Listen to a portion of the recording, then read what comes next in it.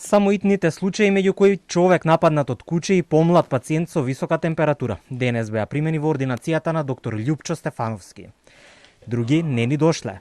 Пациентите се информирани дека докторите протестираат денес. Оние со хронична терапија веќе си ја обезбедиле на време.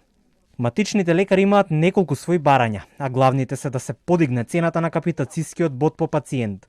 Им беше ветено, но не и остварено дека истата ќе чини 95 денари. Ако се вратиме пред 20 години, кога бодот беше 45 денари, сега после 20 години бодот е 63 денари или во просек пораснат негде 20-30%.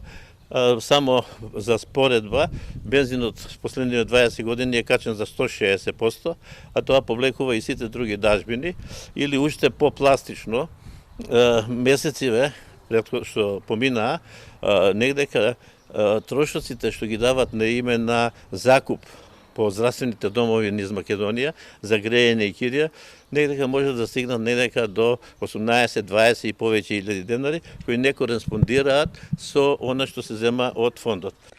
Приватните здравствени установи бараат и помош од државата по покачувањето на минималната плата, како и измени во Законот за здравствена заштита, за пациентите да припаѓаат на матичната ординација, а не да бидат врзани за факсимилот на лекарот.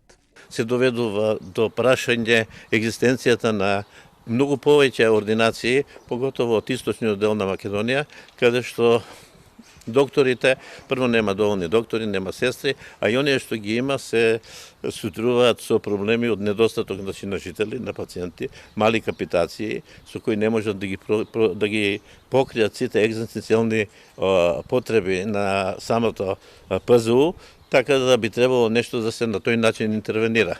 Персоналот денес е во ординациите, но не се издаваат рецепти ниту се закажуваат термини преку Мој термин.